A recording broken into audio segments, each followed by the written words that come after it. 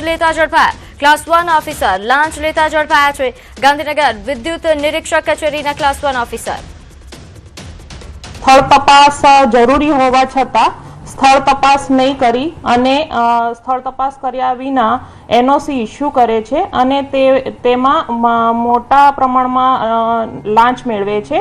આ અંગે બાતમી મળેલી હતી અને આ જે પૈસા છે તેઓ પોતાની સરકારી સ્વિફ્ટ ડિઝાયર ગાડી છે તેમાં રોજે ઘરે લઈ જાય છે તેવી બાતમી હકીકત મળેલી।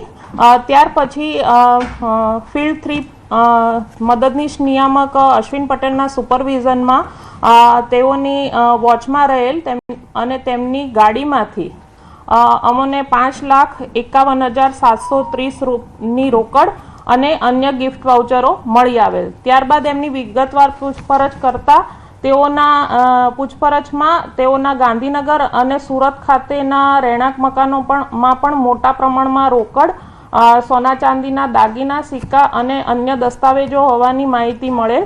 જે આધારે તેમના ગાંધીનગર અને સુરત ખાતેના મકાનોમાં સર્ચ હાથ ધરવામાં આવેલ અને આ સર્ચ પ્રક્રિયા પૂર્ણ થતાં તેઓના ગાંધીનગર અને સુરત ખાતેના મકાનો અને ગાડીમાંથી કુલ 1,76,14,970 ની રોકડ રકમ અને 88,82,910 ની અંદાજિત કિંમતના સોના ચાંદીની લગડીઓ દાગીના અને સિક્કાઓ મળી આવેલ।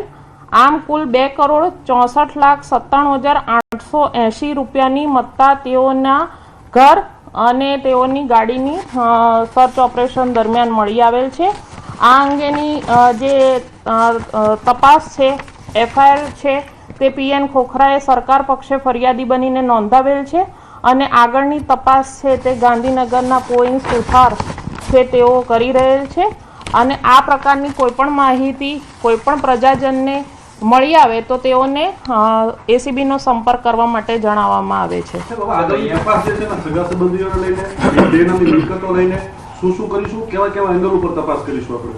આગળની તપાસમાં તેઓના બેંક ખાતાઓની માહિતી મેળવવામાં આવશે, તેઓના અને તેમના કુટુંબીજનના મિલકતોની માહિતી મેળવવામાં આવશે, તેમના લોકરોની માહિતી મેળવવામાં આવશે અને તેઓએ અગાઉ આ પ્રકારની જે કોઈ કાર્યવાહી કરેલ છે, જે ફાઇલો ક્લિયર કરેલ છે તે ફાઇલો મેળવી અને તેની ઉપર કાર્યવાહી કરી અને તેમણે કોઈ સત્તાના દુરુપયોગની કાર્યવાહી કરેલ છે કે નહીં, સત્તાનો દુરુપયોગ કરેલ છે કે કેમ તે અંગે પણ તપાસ આગળ કરવામાં આવશે અને સર્વગ્રાહી તપાસ કરવામાં આવશે। કેટલા સમયથી જોબ કરતા હતા અને કુલ કેટલા રૂપિયાની લોકો પાસેથી લાંચ માંગતા હતા? હકીકતમાં નિયમ શું હોય છે જ્યારે પણ કોઈ બી અરજી આવતી હોય છે તો નિયમ શું હોય છે, કઈ રીતની સ્થળ તપાસ કરવાની હોય છે, શું હોય છે? તેઓ આ જગ્યાએ આશરે 4 વર્ષથી કામ કરતા હતા અને જે નોર્મલ પ્રોટોકોલ છે તે છે અરજી આવ્યા પછી તેમણે આ જે સોલાર પ્રોજેક્ટ છે તે નાખવા માટે કંપનીઓની અરજી આવ્યા પછી તે જગ્યાએ સ્થળ તપાસ માટે જવું જરૂરી છે, ફરજિયાત છે અને ત્યાર પછી તેઓના નકશાઓની ચકાસણી કરી યોગ્ય જણાય તેઓને એની મંજૂરી આપવાની રહે છે। પરંતુ આ જે અધિકારી છે તેમણે સ્થળ તપાસ કર્યા વિના કોઈપણ નકશાઓની વિગતવાર ચકાસણી કર્યા વિના આવી મંજૂરીઓ આપેલ હતી।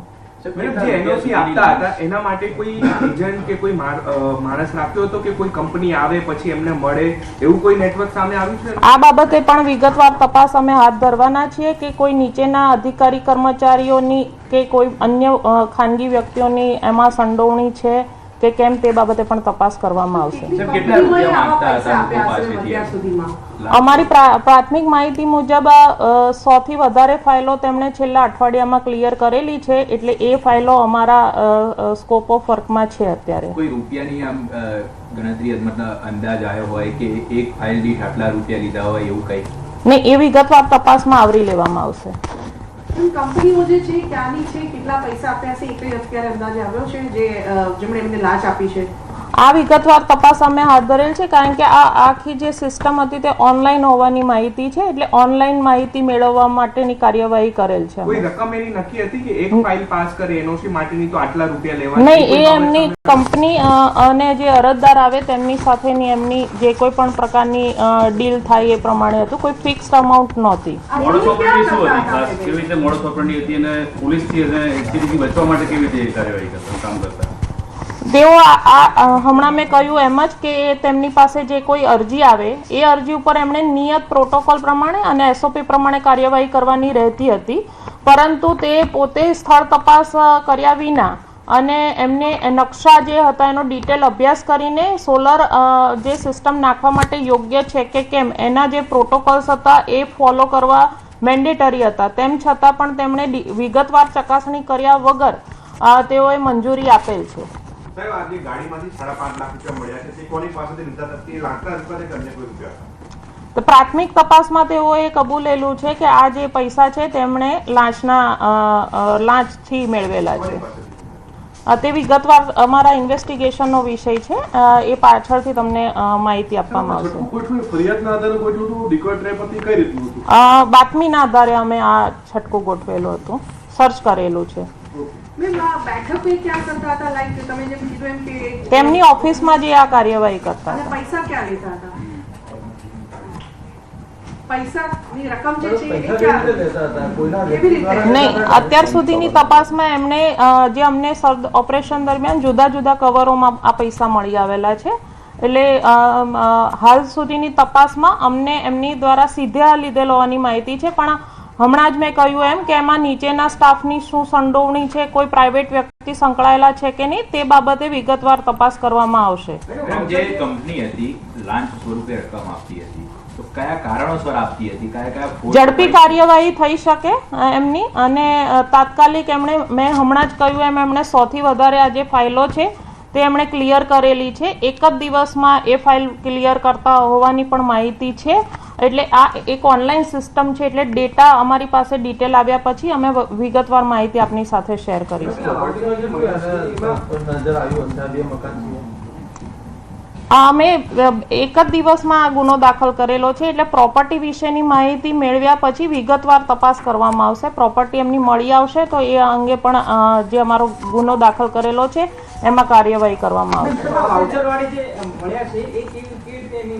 વાઉચર એટલે કોઈ કંપનીના ગિફ્ટ વાઉચર્સ છે. સર, મિલકત થઈ અને 2 કરોડ થાય કે મકાનની કિંમત અલગ ગણી? નહીં, મકાનની કિંમત નથી. આ એમને ઘરેથી મળેલી હાર્ડ કેશ અને સોના ચાંદીના સિક્કા અને દાગીનાની જ કિંમત છે. મકાન જાણવા મળ્યું છે તપાસ કરીને ફેમિલી બેકગ્રાઉન્ડ કઈ જાણ? એમને પત્ની અને 2 બાળકો છે, હાલ એટલી માહિતી મળેલ છે. સુરત મકાન છે કોના છે? એના પોતાના નામના છે કે ખબર પડી? ગાંધીનગરનું છે તે સર્વન્ટ, એમનું પોતાનું ગવર્મેન્ટ ક્વાર્ટર છે, અને જે સુરત ખાતેનું છે એમનું મકાન છે. જે કંપનીએ લાંચ આપી છે એની સામે બી એક્શન લેવું છે? હા. કેટલી કંપનીઓ की સારી હિન્દીમાં નાનકડી બાઈક હિન્દીમાં એક કરજો સર, એકદમ શોર્ટ. એક મિનિટ, એક બંધ કર બેન. ભાઈ, તમે જે મને અપ્રમાણસર મિલકતની તપાસ વિશે જે પૂછો છો ને હમણાં, એ પૂછો છો ને તે વિગતવાર તપાસનો વિષય છે કે એમની મિલકતોની માહિતી હજી ચાર્જશીટ થશે ને ત્યારે આ બધી તપાસો આપણે સાંકળી લેવાની છે. આ આપણને જે એક દિવસ દરમિયાન મળેલી કેશ અને ગોલ્ડ અને સિલ્વર છે ને એનો ડીએ દાખલ થયો છે. આ બધી તપાસ કરવામાં આવશે. આ એક ઓનલાઈન પોર્ટલ છે, એટલે ઓનલાઈન પોર્ટલ પરથી આપણે આખી માહિતી લેવી પડશે. છેલ્લા અઠવાડિયામાં એમણે કેટલા ફાઇલો ઉપર કાર્યવાહી કરેલી છે, અને અમુક વસ્તુ હું તમને કહી દઈશ તો આપણા ઇન્વેસ્ટિગેશન ઉપર અસર પડશે. It's my humble request. અમે તમને વિગતવાર અમારી તપાસથી બિલકુલ વાકેફ કરવાના છીએ. વિગતો પ્રાથમિક છે, એ મૂળ ક્યાંનો છે ને એની સર્વિસ કેટલી બાકી હતી? 8 મહિના બાકી છે. મૂળ સુરતના છે.